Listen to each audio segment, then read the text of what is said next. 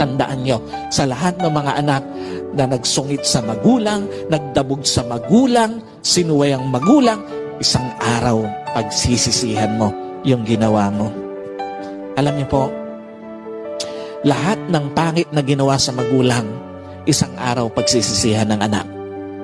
Lahat ng masakit na ginawa sa magulang, lahat yung pagsisisihan ng anak.